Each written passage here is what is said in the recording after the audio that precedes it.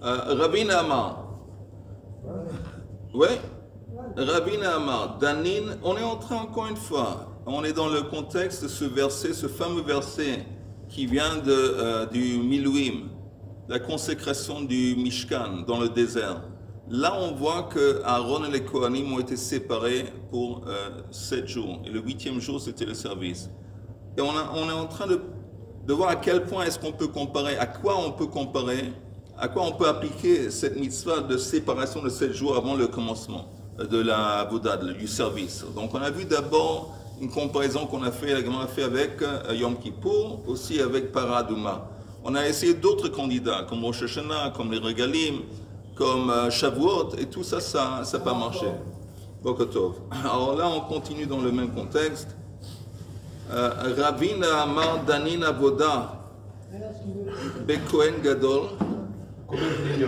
Mais Avoda, Shlomo, tu es là?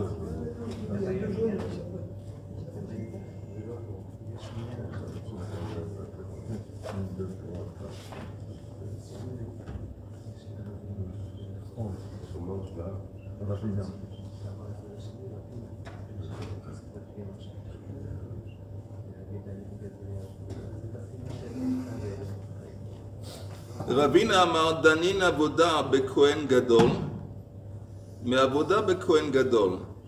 Quand tu cherches un candidat pour comparer, alors d'abord il faut chercher un service qui implique le Kohen Gadol.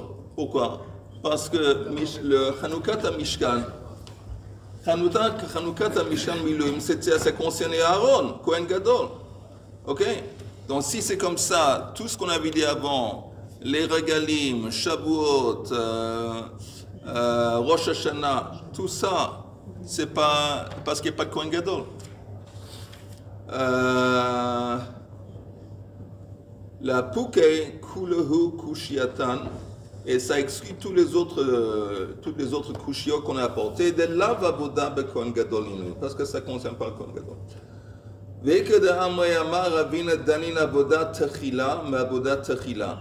On veut en fin de compte comparer un service qui s'est déroulé au début à un autre service qui s'est déroulé au début. C'est la première fois que le service se déroule.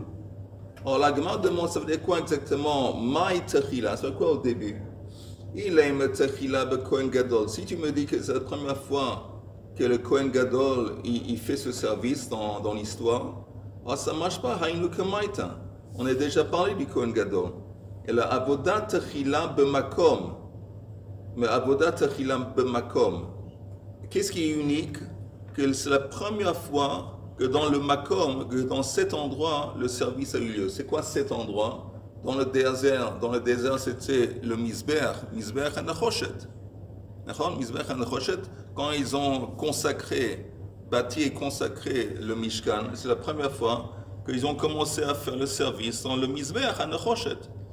Le grand Mizbeach sur lequel on offre toutes les offrandes. Première fois.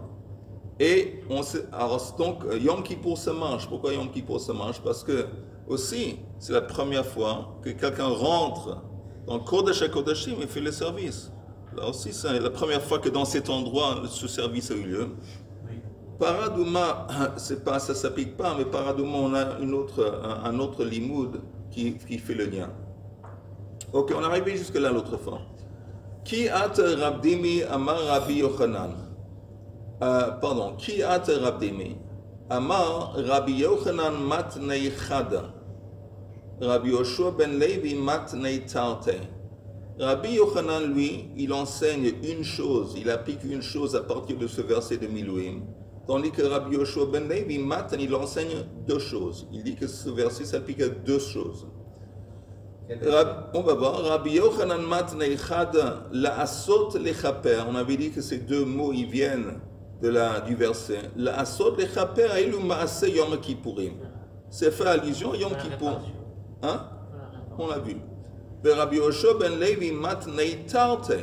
Lui, il dit que ça s'applique à deux choses. La'asot, le mot la'asot s'applique à elu ma'ase paraduma. Lechaper, le mot lechaper est le maaseh Yom Kippourim. Rabbi Yochanan matnei chada. Alors, on avait dit que Rabbi Yochanan, lui, il dit que ça s'applique uniquement à Yom Kippour. Et pourtant, Anantnan, Shivat Yamim, Kodem Yom Kippourim, Shivat Yamim, Kodem Sreifat Apara. C'est Rabbi Yochanan lui-même qui a enseigné, où il y a une Mishnah qui dit explicitement que 7 jours avant Yom Kippour et 7 jours aussi avant qu'on brûle la paradouma. Comment tu me dis que Rabbi Yochanan, tu me dis qu'il dit seulement Yom Kippour? Et la Gemara dit Ma'ala ba'alma. C'est quoi Ma'ala ba'alma? Ça veut dire que c'est quoi? C'est pas vraiment une halakha, c'est une khumra. Que cette idée des 7 jours, c'est pas la halakha mamash. C'est une, on avait dit avant que par exemple brûler le paradouma. Alors on faisait en sorte que le Kohen qui s'occupait de brûler la paradouma, il devenait impur. On le rendait impur. Pour qu'il va au mikvah et de suite après le mikvah, il fait le service. Oui, vas-y. Il y a une différence. Parce que pour Kippour, et là, ça concerne le Kohen Gadol. Alors que pour la paradouma, ça ne concerne pas le Kohen Gadol. T'as raison.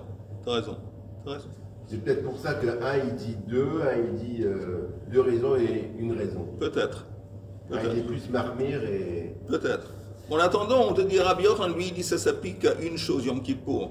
Et pendant Rabbi Yochanan lui-même, apparemment, il y a une Mishnah qui dit explicitement qu'on parle aussi bien que Yom Kippour, aussi bien paradouma. On dit que ce soit Yom Kippour, ou que ce soit quand on parle de paradouma, c'est une ma'ala, c'est une khumra. Tout le monde se rappelle pourquoi la khumra. On avait dit que quand on brûle la paradouma, on rend le Kohen impur.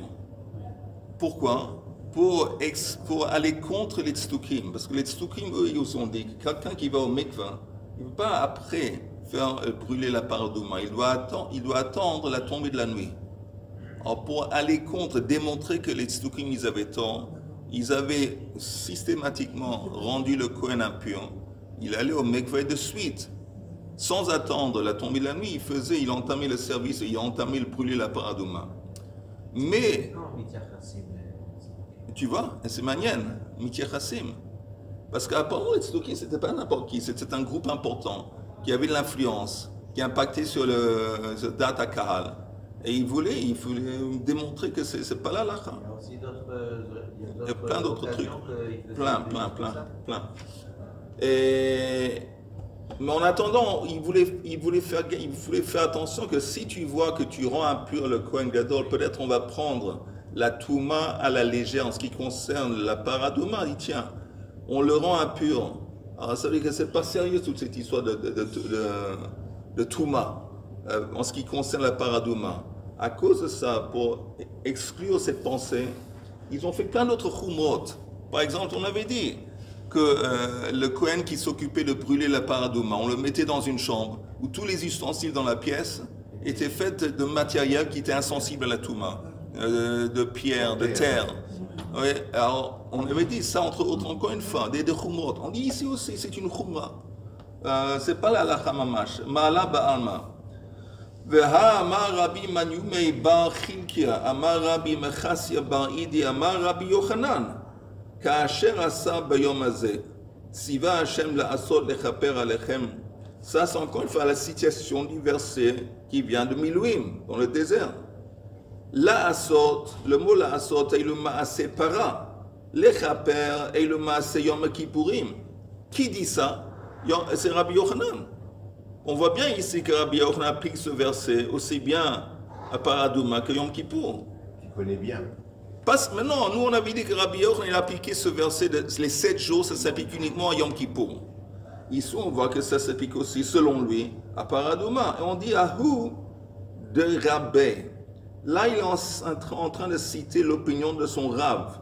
Ce n'est pas son opinion personnelle. Il est en train de citer son Rav. Il n'est pas d'accord.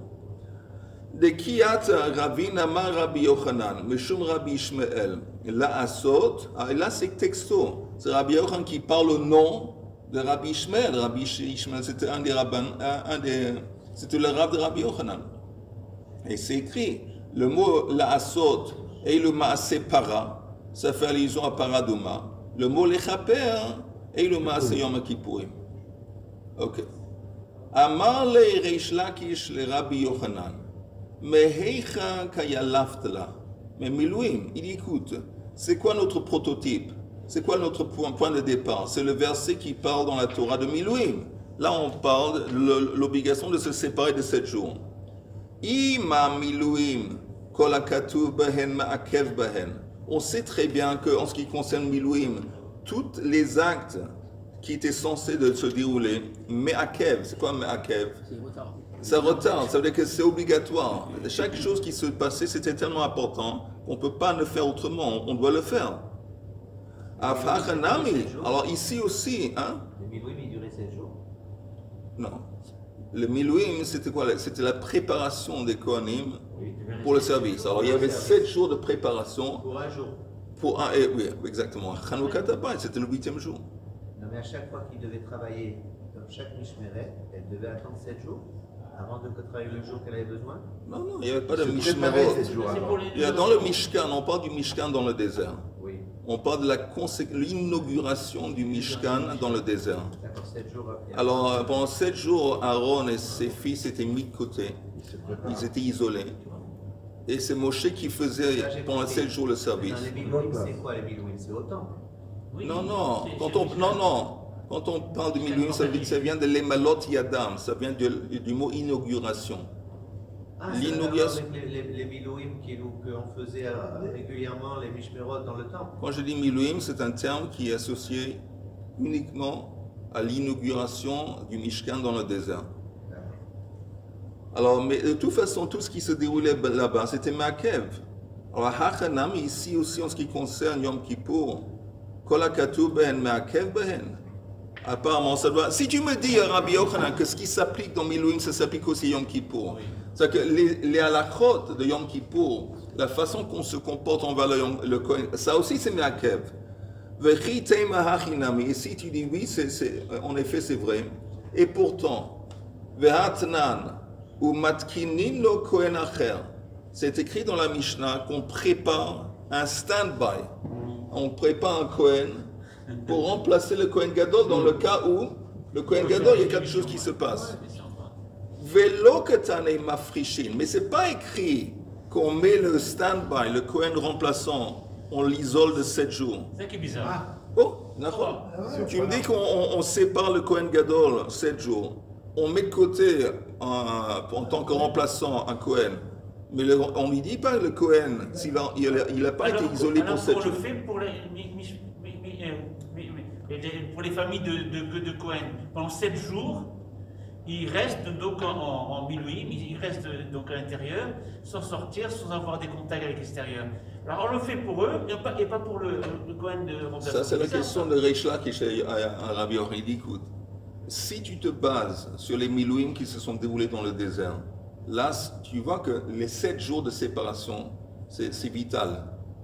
Si ça ne se passe pas, les Kohanim, ils ne sont pas de service, ils ne sont pas cachés pour faire le service. Tu ne peux pas faire autrement. Alors, si tu dis que ça s'applique également à Yom Kippour, comment ça se fait que dans Yom Kippour, le remplaçant, on ne le sépare pas pour 7 jours? C'est écrit qu'on prépare un remplaçant, ce n'est pas écrit qu'on le sépare pour 7 jours. Oh, ça... Et qu'on le fait pour les familles, les gardes de Kohen. Non, on ne parle pas des gardes. Si, on le fait dans des groupes, Mishparat, 7 jours. C'est comme ça que finalement le tirage au sort tombe sur un des 7. Alors attends. Je me trompe là? Légèrement. Bon. Non, tu entends, il y a des Mishmerot de Kohanim, c'est des équipes de Kohanim qui faisaient le 24. Qui faisait, comment on appelle ça, le tour de garde pour Touranout pour travailler dans le temple. Alors chaque semaine, il y avait une autre équipe qui venait. Il y avait en tout, je ne me rappelle pas combien, il y avait 24, je pense, Mishmarot. On ne parle pas de ça. Oui, on ne parle pas de ça. Mais juste je réponds à Richard. Alors les équipes y venaient. Il n'y avait pas une séparation de 7 jours auparavant. Ils n'étaient pas séparés 7 jours auparavant. Non. Non, ils n'étaient pas séparés 7 jours auparavant. Non. Ils venaient la veille de Shabbat au temple. Et puis, voilà, le Shabbat, ils commençaient à travailler. Ouais, mais ils ne connaissaient pas bien le service. On a proposé, c'était une des propositions qu'on a proposées en tant qu'on a dit peut-être, mais ça a été rejeté. Mais en attendant, on dit qu'on ne sépare pas le stand-by. Si tu vas dire, qu'est-ce qui se passe, Shlomo? Allez, il arrive juste la veille de Shabbat pour faire le service. Oui. Ils ne connaissent pas forcément tout. C'est ceux qui connaissent, c'est ceux qu'avant d'aller faire le service, ils ont fait leur devoir. Ils se sont préparés, et c'est sûr qu'ils ne vont pas arriver à débarquer autant, ils ne savent pas quoi faire. Si tu me dis que le mot matkinin, de mettre de côté le stand-by, le remplaçant, ça veut dire, ça implique mafrishin. Mafrishin, c'est le séparer, l'isoler. Alors si tu me dis en fin de compte, le mot matkinin, c'est pas seulement préparer, ça laisse entendre aussi qu'on le met de côté pour 7 jours. Alors non, l'itne o idi ve'idi matkinin, o idi ve'idi mafrishin, ça ne marche pas parce que pourquoi utiliser le mot mafrishin pour le Kohen Gadol et un autre mot matkinin pour le remplaçant? Si tu me dis que le mot que mettre de côté un Kohen, ça laisse entendre que ça veut dire l'isoler pour 7 jours. On devrait utiliser le même terme quand on parle du Kohen Gadol que quand on parle du remplaçant. C'est pas le cas. On dit mafrishin en parlant du Kohen Gadol, isolé. On parle de matkinin, préparé. C'est 2 termes différents. Amar le Ela, Mar meheiche yalifla. Rabbi Yochanan se retourne à Reish Lakish. Il dit, bon, tu me dis qu'il y a un problème avec la source de Milouim. Alors toi, Reish Lakish, d'où est-ce que toi tu apprends l'obligation de séparation de 7 jours? Mar, monsieur, meheiche yalifla, d'où est-ce que toi tu apprends? Alors Reish Lakish répond, Amar me Sinai. Moi j'apprends ça de Har Sinai, de Matan Torah. D'Ertiv, c'est écrit Vayishkon Kvod Hashem al Har Sinai, Vayichaseu He'anan Sheshet Yamim, Vayikra el Moshe Bayom Hashvi'i. C'est écrit que la gloire de Hashem s'est reposée sur Har Sinai, le mont de Sinaï, et a recouvert Vayichaseu He'anan Sheshet Yamim. Le nuage l'a recouvert pour 7 jours. Vayikra el Moshe bayom hashvi'i. Et le 7e jour, Moshe a été convoqué par Hachem. Alors la Gemara dit Mikti, voyons.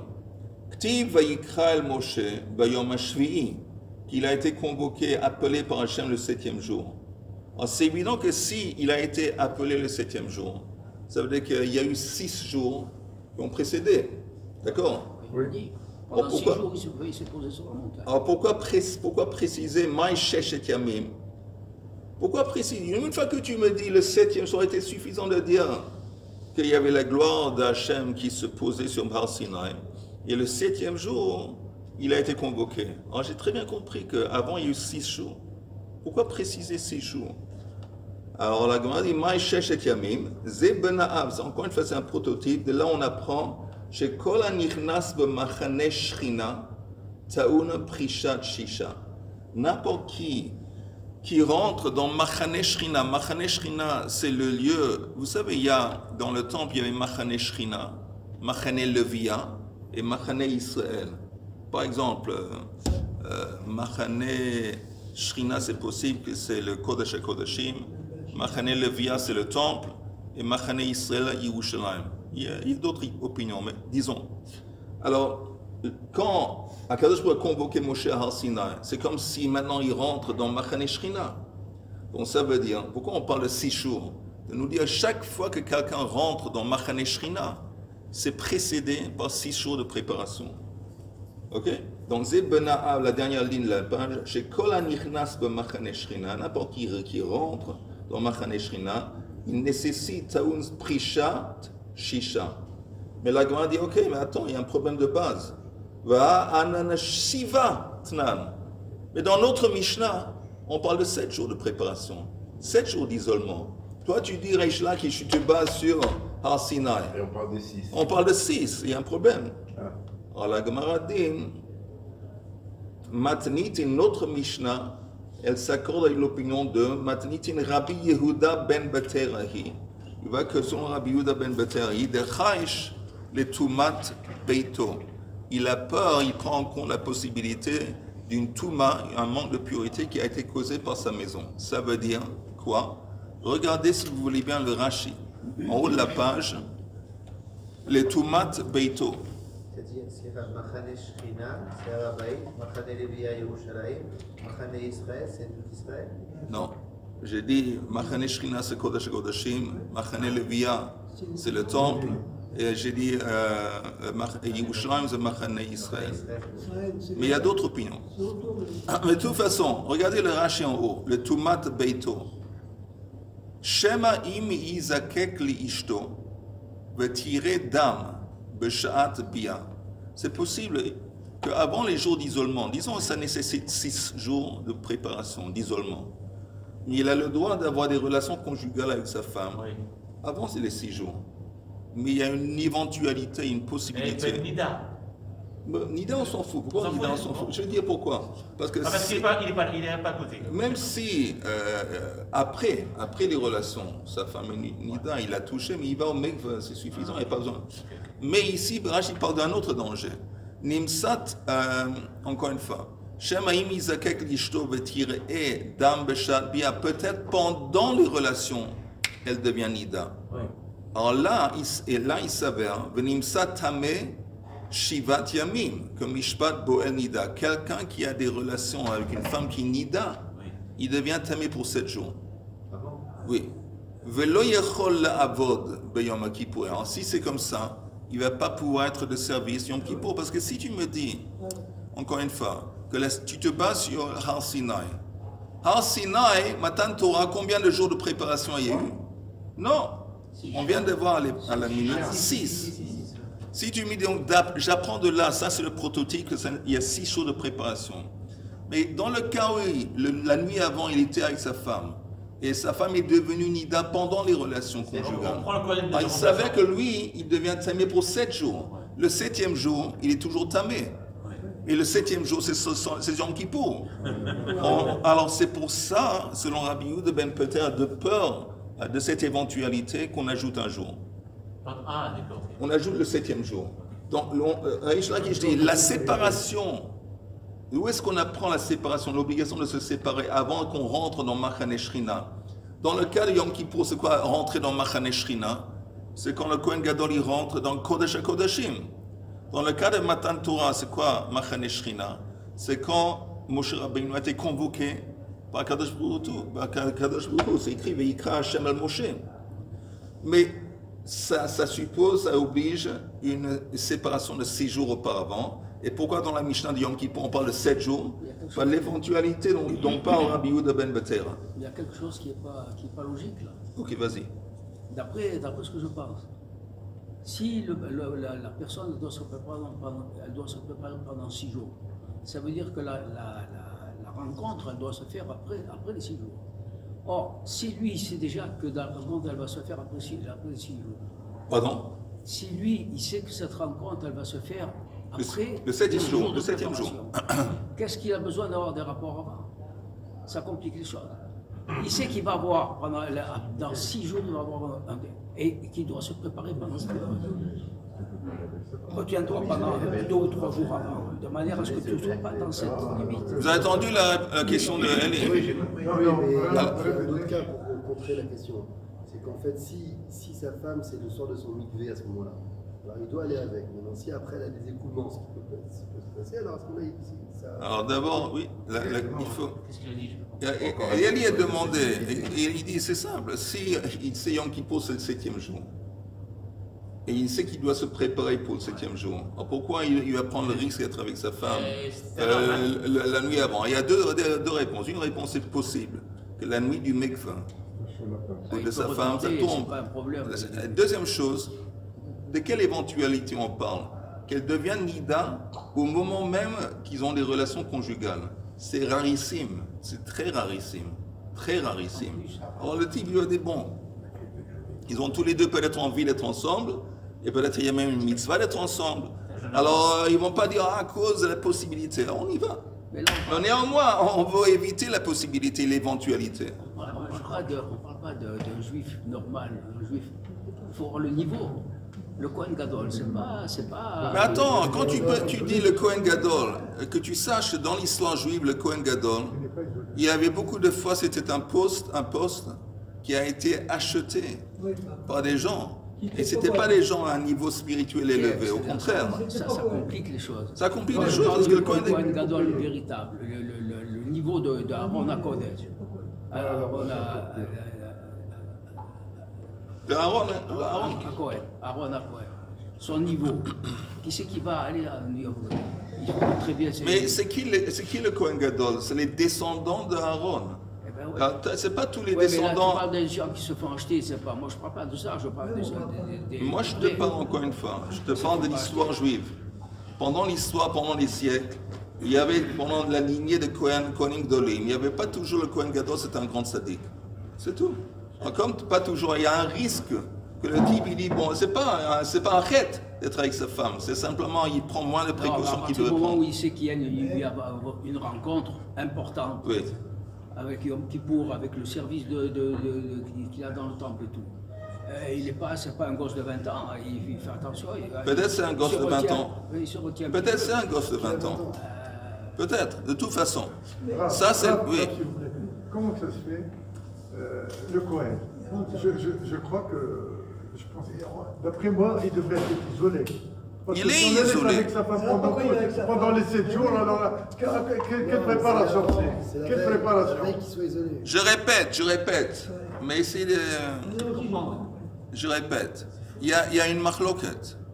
C'est quoi la source dans la Torah de cette idée que le Kohen Gadol se sépare 7 jours avant de faire le service Yom Kippour? Se sépare de qui? Se sépare de sa femme. Il ne vit pas avec sa femme. Il n'est pas avec sa famille, il est isolé dans une pièce. La source est un verset qui est dans le contexte des Milouim dans le désert, Aaron et ses enfants, qui ont été isolés, c'est écrit dans la Torah texto, isolés pour 7 jours. C'est clair. Alors, Reish Lakish attaque cette source à Rabbi Yochanan. Il dit, écoute, il y a un problème avec cette source. C'est quoi le problème? Le problème, c'est que tout le comportement, toutes les exigences de Milouim dans le désert qui concernaient Aaron, c'était Me'akev. C'est quoi Me'akev? Tu dois le faire, c'est une obligation, tu ne peux pas faire autrement. Si on regarde, on transpose ça à Yom Kippour. Yom Kippour, on voit qu'en ce qui concerne le Kohen, qui va remplacer le Kohen Gadol dans l'éventualité que le Kohen Gadol y ait un accident, le Kohen remplaçant, il n'est pas séparé pour 7 jours. Alors, il y a un problème. Il y a un problème. Ça, c'est l'attaque de Reish Lakish. Rabbi Yochanan dit, ok, et pour toi, tu te bases sur quoi? Il n'y a pas apparemment un autre endroit qui parle d'une séparation de 7 jours. Et moi, je me base sur Matan Torah. Matan Torah, on voit qu'avant Matan Torah, qu'il y a eu Kvod Hashem qui s'est posé sur Har Sinai. Et le 7e jour, Moshe Rabbeinu a été convoqué par Kadosh Baruch Hu. Être convoqué par Kadosh Baruch Hu, ça s'appelle en quelque sorte rentrer dans Machane Shrina. Et avant de rentrer en Machane Shrina, comme Yom Kippour, le Kohen il rentre en Kodesh Kodashim, c'est aussi équivalent à rentrer dans Machane Shrina. Mais avant qu'il ait été convoqué, Moshe Rabbeinu, il y avait une séparation de 6 jours. Alors, Raïcha qui dit, moi je me base sur ça. Alors, il dit, ok, je veux bien, c'est bien beau. Mais en attendant, là, une préparation de 6 jours. Dans la Mishnah, on parle d'une séparation de 7 jours. On dit, pourquoi Yom Kippour, c'est spécial parce qu'on prend en compte la possibilité que si le Kohen Gadol, il a des relations conjugales, il a le droit d'avoir des relations conjugales avant les 6 jours. Mais néanmoins, il y a un risque que peut-être sa femme va devenir Nida, en dépit du fait que c'est très rare. Elle va devenir Nida pendant les relations. Et dans ce cas, lui, il est Boel Nida. Il a eu des relations avec une femme qui est Nida. Il devient Tamé pour 7 jours. Et le 7e jour, pour lui, quand il est Tamé sur Yom Kippour, c'est pour ça, pour être sûr, qu'on ajoute que Minatora, il y a 6 jours, si tu te bases sur Har Sinai. On ajoute encore un jour pour être sûr, le 7e jour, pour l'éventualité. Ok? On est arrivé jusque-là. Oui, vas-y. Je vais apporter 2 éléments techniques, on va dire. Dans la Maseret Nida, il est dit que l'épouse, la femme, elle ressent des symptômes prémenstruels avant les règles. Donc elle ressent les choses. Donc, logiquement, elle devrait en parler à son mari. si lui souhaite avoir des rapports. Donc ça ne devrait pas avoir lieu. Mais autre éventualité... Elle ressent ça même si elle a bu un verre de vin. Oui, c'est vrai, il y a peut-être... Bon, mais quand même, il y a des éléments qui peuvent... Bon, également la période aussi. Vas-y, La période aussi, 30 jours. Bon. Autre chose, elle peut avoir des saignements intempestifs. Elle a des saignements. Toutes les femmes n'ont pas des cycles réguliers, c'est comme ça. Donc elle peut avoir des saignements comme ça à n'importe quel moment du mois. Et donc ça éventuellement, ça c'est imprévisible. Voilà. Bon, c'était un petit peu les explications techniques. Est-ce que ça change à ce qu'on vient de dire? Expliquer que finalement, le Kohen Gadol qui a des rapports, ça peut se concevoir. C'est pas si rare que ça. Mais les saignements dont tu parles, c'est pas nécessairement les règles. Oui, c'est des saignements. Oh. Non, c'est pas des règles. Bah, si attends, Richard, si c'est pas une règle. Non, mais on peut pas savoir. Ça la rend pas impure. C'est pas la même chose. Non, on peut pas savoir si c'est du sang des règles, du sang des saignements dû à. Alors, on peut pas, il n'y a pas une différence dans la couleur du sang. Bon, à un moment donné, on arrivait à distinguer le sang des règles des sang des saignements. Mais ensuite, bon. Mais les règles et l'enseignement, c'est pas les mêmes choses. L'enseignement, il peut être, il n'est pas tamé. Tandis que la règle, c'est tamé. Ok. C'est pas la même chose. Pas la même chose. C'est vrai. Mais il y a une possibilité néanmoins. Il y a une possibilité. Que la femme, elle va devenir Nida. Alors, une blessure importante, le Cohen, il devrait faire attention les derniers jours, et puis c'est tout. Ok, on continue. Amar le Rabbi Yochanan le Reish Lakish. Rabbi Yochanan, il répond à Reish Lakish. Bishlam le Didi. Pour moi, ça marche de Yalfina Milouim. Aïnu de Tanya, Zé, Vézé, Mazina Lav, Kol Shiva. Il dit qu'il y a une braïta, le troisième ligne d'en haut, qui dit Zé, Vézé, aussi bien dans le cas de Yom Kippour, aussi bien dans le cas de la Paradouma, Mazina Lav, pendant les jours de préparation, on l'asperge, on jette de l'eau de Meichata, de Paradouma, sur le Kohen, juste pour le vérifier, pour être sûr qu'il est, pour être sûr qu'il n'a pas entré en contact auparavant, même sans être conscient, avec une touma de maître. Donc on l'asperge, Maslina Lav Kol Shiva, pendant les 7 jours de séparation. Chaque jour? Oui, non, 3e et 7e jour. Mikol Chataot Shayusham. De toutes les Chataot. C'est quoi Chataot? C'est Paradouma. Le Paradouma s'appelle Chatat. Maintenant, quand on brûlait la Paradouma, et ça devenait des cendres, et tout de même quantité assez considérable de cendres.